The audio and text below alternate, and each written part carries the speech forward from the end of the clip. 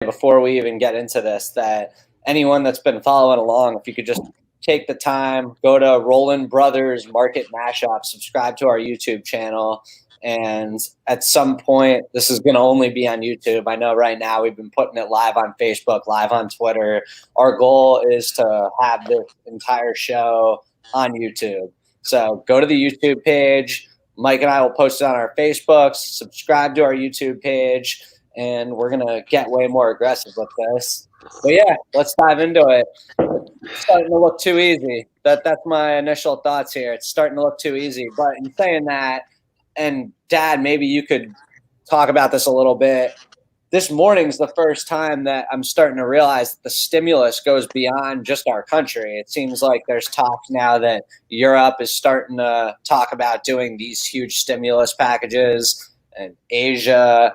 And I guess my question is, does that give this market a whole nother set of legs when you kind of think about those different countries also adding to the stimulus? I mean, what does that mean for the markets? Well, I mean, there's no doubt that the amount of liquidity around the world is the reason that these markets are so buoyant. And I don't know if you saw Jeremy Siegel yesterday. He's a professor from the University of Pennsylvania. He's usually very bullish. He was extremely bullish. And he talks about the liquidity. And I don't know the ins and outs of how that money ends up in the stock market, but you just know when there's a lot of liquidity in general that stocks rise. And the Fed has the accelerator out there, the Treasury, all these other countries, and we've never seen anything like it. But like you said, it's getting too easy. And within moves up, you're going to definitely get shakeouts from time to time. And I still think you got to look at sectors and really pick and choose here and be careful. I mean, I think there was another broker out today talking about how the cruise ships have gone far enough. They're not going to see earnings till 2023. And even then, they may not get back to the levels that they were, looking at last year. So, there's a lot of stocks that have had huge moves that it might be time to take some profits or think about shorting or just stay away from those names altogether. I would love to time shorts correctly. In my opinion, there's nothing better than making money off a down market. I know that's a hot take and not everyone loves it, but at the end of the day, there's nothing better than being able to make money off a down market. The one thing I'll say is every time the market runs really hot to the point where it feels easy, I always think to myself, like, oh, this is gonna be a time that is different. This is going to be the one time that we see no drop off, and we're going to have a year straight of day after day, and I'm going to get rich in this market. And that's just never actually the reality. And that's what I'm reminding myself right now is any time when it started to feel too easy, like any stock you pick just keeps going up.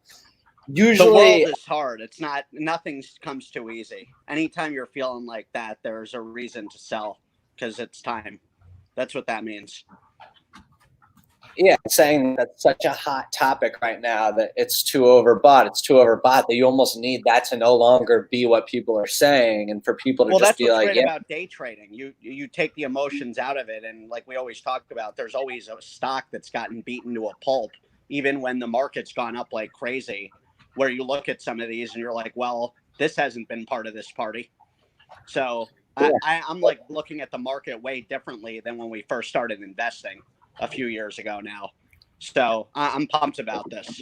Well, your outcome is looking good, Mike. I saw it's above 10 pretty solidly. Yeah, how about Kraft Heinz Company? I don't know what that's doing. I'll tell you what, guys. My pick of the day is Dunkin'. I was following that a lot last night. I think it's at a very good spot right now. And when you think about places that really were set up perfectly the way they're structured for the pandemic with dine-in shutting down, when you think of a Dunkin' Donuts, not only do they have drive-through, but what's their dine-in really? It's very little. It's easy to transform that into takeout, which they have. And their delivery, from what I'm gathering, has been through the roof. I'm expecting those guys their next earnings to be going crazy. And they're off their 52-week highs by almost 30%. It's when you think of Dunkin' Donuts, I mean, we heard it from Ed Cookie Jarvis on the podcast the other night. Loves powdered donuts. They're not going anywhere. It's Dunkin'. Give the symbol out, Mike. DNKN. Or is it DKN? DNKN, yeah. And I know, Mike and I, one of the things we were talking last night is at the end of the day, short term, who knows what's going to present itself when it comes to volatility. But long term, Dunkin', 30% off its highs. It's tough to imagine that at some point in our lives, not too far out, Dunkin' is at all-time highs again. And if you look at it where it is, really. And if you look at it like that, and you're not necessarily trying to time the volatility, time the swings, right now you could buy a stock that's 30% off its highs. That's a staple company in our country / world that has been for quite some time. I also like that as a short term, though, Dan. I think it's a good value play right now. When you think about the what ifs, even say the virus numbers pick up again from all these protests, the stay-at-home stocks pick up momentum. I think Dunkin', if anything, they're to an extent recession-proof with what's going on right now. They're a stock I just would like right now, regardless of if there's a sell-off. I think they hold up nicely. Yeah, it's interesting. I like some of the names you've been throwing out lately because they kind of cater to more value names, and I'm not saying that's right. Maybe we see these technology stocks and stocks that don't really make sense continue to drive the market higher, but you would think that if there is a sell-off, you want to be in names that are paying dividends, that are more value related. Dad, let me ask you, when it comes, it's not value at that point, right? It's growth. When you think about value stocks that are at some point you can look at as a growth stock based on where it's trading and what your agenda is. So that's what I like about some of these value stocks. I'm approaching them as growth stocks short term. Yeah, I think Dunkin' would be considered a growth stock. I don't think it would be considered a value name. And it looks good on the charts. Yep. It's about to go up. So Dad, let me ask you, based on this narrative now that Europe is starting to see stimulus talks and that it sounds like it could be something that comes on hot, similar to what we did here, are there certain names that you're looking at that have kind of been dog names for the last decade? I think we both know what those are. We talked about them for a few years. Deutsche Bank, Goldman, Credit Suisse, maybe UBS. Any of the banks in Europe, the major banks are probably an interesting play. And there's a lot of companies that trade here that are European that could get helped also. Siemens comes to mind. I haven't looked at the stock recently, but there's a lot of great companies in Europe that obviously could be helped by a stimulus, just like here. And the stimulus isn't new there. I think it's just accelerating a bit. I know, like in the past, I've brought up these European banks to you, but kind of remind us, like, why have they been such awful stocks for so many years? I mean, when you look at Deutsche Bank's chart, the symbols DB, if anyone wants to look at it, you just look at a stock that has gotten beyond demolished over year after year after year. Why? And what's going to cause that to change? Well, I think they were in much worse shape coming out of 2009 than the U.S. banks. They had a lot of loans that were just horrendous around the globe. It's hard to say exactly why for some of these banks, but I think that is the main reason, because people would compare them to the U.S. banks, and they just did not have the same reserves. Everything was a little bit worse in general. And the loans were just horrible. You had the EU, which included Greece, Italy, Portugal, and the loans to those areas were disasters. Everything that happened there. So it took years to get through them, and I don't even know if they're through them yet. But at least this is a little light at the end of the tunnel for them. And if you look at the short-term chart, they don't look that bad. I mean, Deutsche Bank's high was 11.16 short-term. Forget where it was years ago. And now the stock's around 9. So it's not far from its highs. In a way, they look better than the U.S. banks, at least short-term. Do you own any of the European banks? Credit Suisse. Is that you recently bought it? Yeah, I recently bought it. CS is the symbol. Mike, are you cool? I have to disclose that I work there. Am I what, Dan? I know nothing. Yeah, so Bob no longer works there, but just so everyone knows, Bob worked at Salomon Brothers and then briefly day traded at home and then closed out his Wall Street Bob career at Credit Suisse. So that could be a biased pick, but I don't think Bob's a biased guy. So I think he actually likes it. Mike, are you going to do anything with the European stocks? I know we own BP, which is a European. I'm long a lot of BP, which is finally starting to show some sort of life. Dad, I liked your Chevron pick yesterday. It started rallying at the end of the day, so I loaded up on that. I'm not I've never been big on buying into the banks. I was in and out of Citi last week for a quick profit off Dad's pick. Maybe I'll dabble with UBS because I know Paul's girlfriend. I saw her apartment. You could see the UBS symbol from across the water. So maybe that's a sign for me to jump in. I like that read. Yeah, I mean, hey, I'm all about signals, so maybe it's time to jump in that. But yeah, overall, I'm not a big bank guy personally. I've never.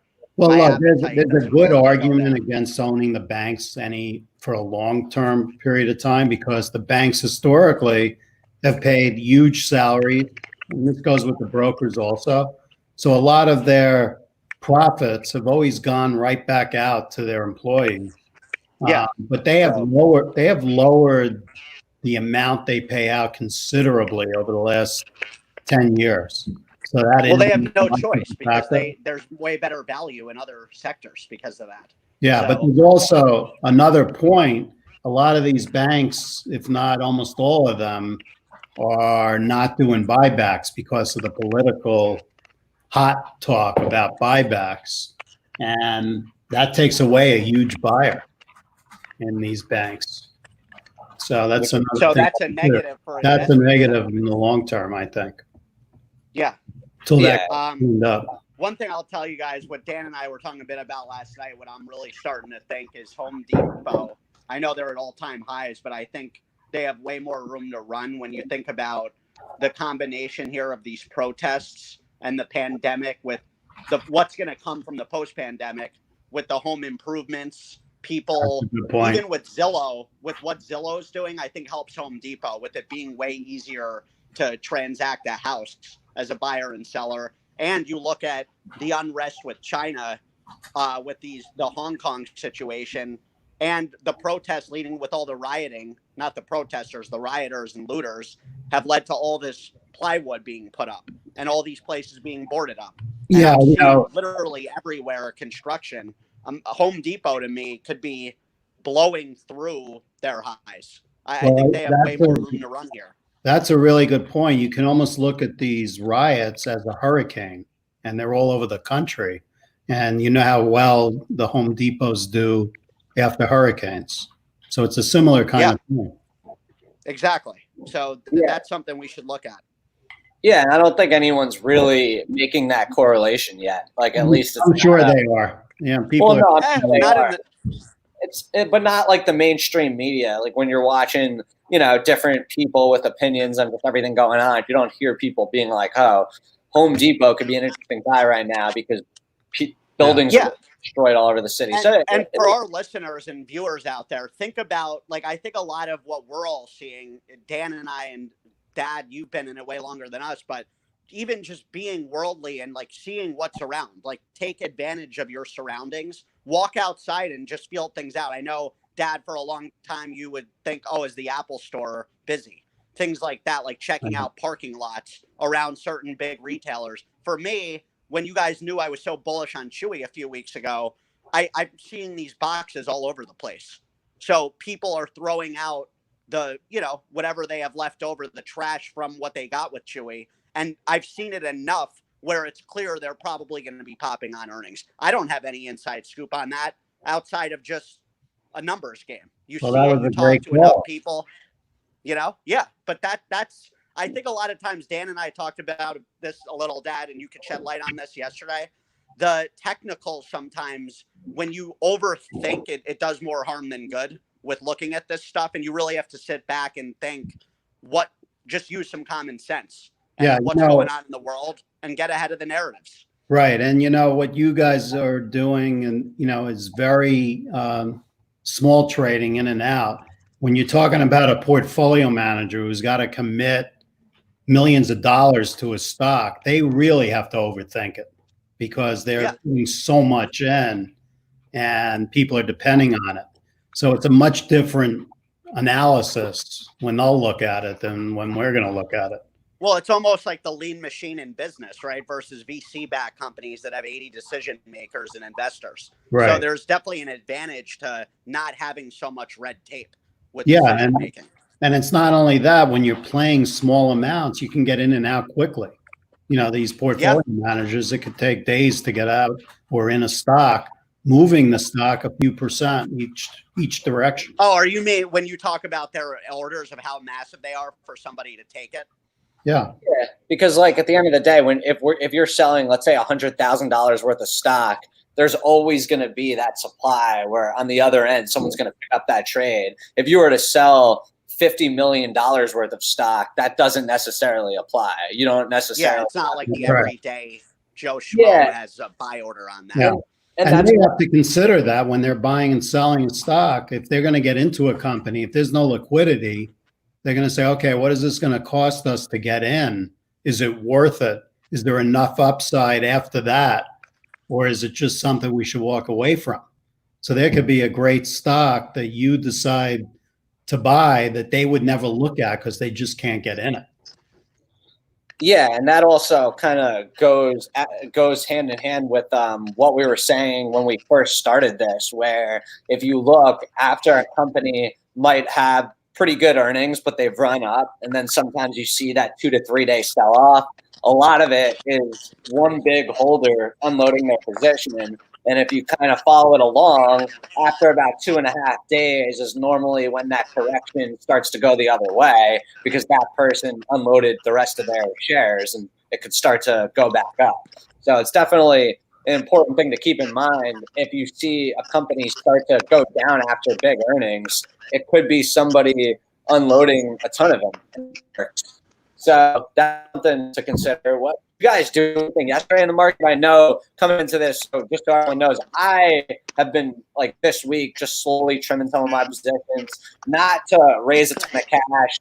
I was getting really, really carried away with trading on margin and basically being all into this market to the point where if there was a big correction, it would have been not that great of a situation for me. And I did not want that. So I wanted to rearrange my positions. So if the market does correct, whether it's 5, 10, I personally don't see it being more than 10 if it corrects. If it does, I don't want to be caught with my pants down. So I did sell a few $100,000 of stock yesterday just to kind of rearrange things, and that's just where I'm at. I don't know what your guys' plan has been with that.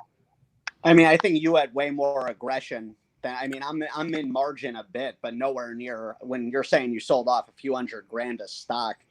That's not something that's I'm in position to be making sense of doing with my portfolio at all because I'm not in those types of layouts.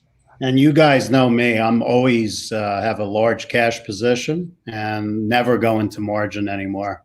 In fact, I can't recall in my life ever using margin, which is pretty conservative. But yeah, you were making dominant money ongoing. That's what it comes down to. Right. Making sure you're getting paid enough. Where that's really the name of the game. Yesterday I sold a little Boeing into the strength. I'll probably do the same today. Dad, you've been selling off Boeing prematurely ongoing here.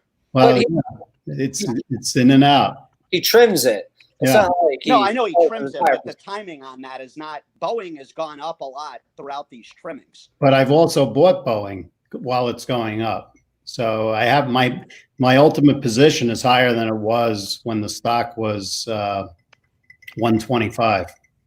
Yeah, it'll be interesting to watch DraftKings and Penn today, because yesterday they both had nice little sell-offs, and it was the first time in recent memory that there wasn't really much volatility. There were sell-offs, and they weren't met by buyers. And I haven't looked at either of them today, but it'll be interesting to see if it's a rotation sector, if it was a one-day thing. Because I don't think it was a one-day thing. I think those ran way too hot, all of gaming. And when you look at where the world is right now, that needs to cool off a bit. I'm not touching gaming this week at all. The casino stocks right now are up. Penn is up about 50 cents, and Donkey Kong, which is what I call it, is up another 50 cents. I don't see that. I predict those are down at the end of the day, personally. They had a PM on CNBC this morning who was pretty bullish on DNKG, Donkey Kong, or everyone's bullish on it. DraftKings. That's the problem I have. And he mentioned the 50 states getting approval for online gaming. But going back to what I did yesterday, I bought some Glaxo, which I had mentioned, and I bought some Chevron, and I also sold. Wait, what was the first one? Glaxo. GSK, what's the symbol there? GSK, which is in the drug sector that we talked about. And what are you doing with that, Dad? Is that a short-term hold for you? That'll probably be a longer-term hold. My thinking is to get more defensive with my portfolio. And I have a sizable amount of a mutual fund for pharmaceuticals, but I don't have that big a position in drug stocks, individually. So I have some Merck, and now I have some Glaxo, and I'm thinking along the lines of maybe building that up a little bit, along with the oils, which I have a pretty good position in BP and Chevron now. I got rid of my Exxon and replaced it with Chevron. And I followed you into Chevron yesterday, so that'll be interesting. And I got go ahead, sorry. No, what I was going to say is, I have my largest position is still Apple. And one thing when you have capital gains, you try to make decisions about what to do. And I've had Apple for so long that it's almost not worth it to ever sell it. And you got to trade somehow, maybe trade the options way out. Maybe you go out to a January 2022 option and sell calls against it to protect you. But I'm not sure. I got to think about what I'm going to do there. So, Dad, that's an interesting point you bring up. The whole strategy when you're long a stock for like over a year, and it's like one of these anchor long-term staple holdings like Apple. What, as an investor, I think a lot of it depends too on how old you are and what you're trying to do. But where is your head at for younger investors that are trying to stay in an Apple long term, but also might be up a lot on it and aren't sure what to do with tax ramifications if they want to sell a bit? I mean, technically, the rule of thumb is to just ignore taxes and sell it when you think it's right to sell it. And well, don't ignore tax. You got to pay them. You have to pay them, but if you make the money, you don't mind paying it, right? I mean, I always mind paying it. I hate paying any type of penalty. But you could delay it because you could do leap options. A leap option goes out a year or 2 years. And or you could do the opportunity zones, right? Well, no, let's not even get into that. That's a whole hour. But that is another option we could talk about another episode as what you do to avoid a capital gain. Yeah, but I think the easiest way for someone to do it would be to sell calls against a position going way out, probably 21 or 22 in January, and then you're pretty much locking in a certain safety valve in that stock, and you could always buy back the options before 2022, and that covers your position. You're back long again. And for those that are watching this, he's basically talking about selling call options out in the money. So if it continues to go up, you're basically committing to selling it at a certain price. But if it gets stuck in neutral or it goes down, you're then collecting the premium on that trade. And Right. I will say that's how I played Twilio back in the day. I missed out on one of the biggest runs of my life. But short term, you make some money, you move on. No one's going to ever go broke taking a profit. We have 5 minutes left. I have a stock that I told a buddy that we'd bring up on here. Bob, I think you'll get a kick out of this chart. Check it out. It's called Genius. The ticker is GNUS. It's actually kind of interesting if you look into what they do. It's basically a company that is making TV shows for toddlers and tweens. And apparently they just formed a partnership with Alibaba. Apparently it's one of a former employee of Disney. And it's definitely interesting. They've run up about 100% in a couple of days, but that's after falling below a buck and then getting reinstated with the NASDAQ as, being compliance, which has given them a lift. They're going to have a subscription model that gets introduced here, I believe, in a few weeks. But essentially, it's almost like a Netflix type service for babies. And it's definitely a company that is running out of control short term. I buddy, I'd bring it up on here. Bob, everyone wants to hear your opinion on it. Let's hear it. I mean, there's no way to know what to say about it. I mean, this is the kind of stock you wanted to hear about 4 days ago, right? Yeah, I think we missed the beat. It broke out from about 30 cents, and it's at $4.36 now. And it broke out about retired 1, 2, 3, 4, about a week ago. So what do you say about it? I just want to have a dream with one of these stocks in it one of these nights, like on the day before it breaks out, and just wake up and be like, oh, I'm buying this. I mean, if you want, I could stop it. I'll buy 1,000 shares and you'll see it back down to 3. Perfect. Look, I will say, if you do some research on them, the projections that they're laying out are massive. They're talking about going from 22 million in revenue a year, and in a few years from now being up to like over 350 million in revenues a year. That they have pretty high goals that they're setting for themselves, and it does seem like they're forming some really legit partnerships. But definitely on the speculative side, personally, it seems like a company that at any day might have some weird report come out that questions the whole entire company. Yeah, like a lot of these are fake people that are bots. I don't know, but we might have luck in coffee. Here's been a personal struggle. Here's been a struggle of mine the last few days/weeks. Is since we've started this, I have a lot of people sending me companies that are running all over the place, that have run hot, that have run not hot. I'm trying to stay in my own lane here, because anytime I try and dabble on a company I've never heard of that someone else throws at me, I get burned. And I'm trying to not get. I don't watch any television. I don't pay attention to any of these analysts because they all contradict each other and have their own agendas. So I'm like, fuck these people. I'm doing my own thing. So, all right. Well, with that being said, let's do our final trades of the day. It's crazy how quick a 30 minutes goes by here, but I've been loving this. For anyone that's tuning in right now, again, please go to our YouTube channel, Rolland Brothers Market Mashup, subscribe. Eventually, we're going to have this whole thing just on YouTube. And we might have a subscription coming out here soon, too. We are going to work on something to try and keep people in the loop with like the specific trades that we're actually doing. If anyone's interested, we're still working on how that's going to pan out. But definitely stay tuned, because we're going to continue to build this up. But Mike, trade of the day, is it Duncan? Duncan, without a doubt. Bob? Yeah, I got to start doing a little homework before we come on here.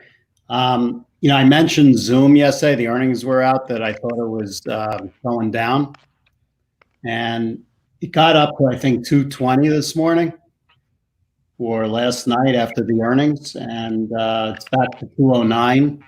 Damn, we should have shorted it. I think if I was going to pick something today, my gut tells me that's going lower. I like where your head's at. I was thinking about short and Zoom. It just takes so many big. It's Yeah, I know. I'm with you, man. It's like betting scary against the play. I think it's better to watch it go down than try it. But yeah, I'm gonna start Beyond Meat one of these months. My personal opinion is that Zoom's real big growth days are behind them. Anything they haven't seen in the last 3 to 6 months, it's tough to imagine them seeing in the future. Like, this was their time. And don't get me wrong, they had a blowout quarter. I think you got a lot of competition. I mean, blowout quarter, and it's still trading like 30 or 40 times sales.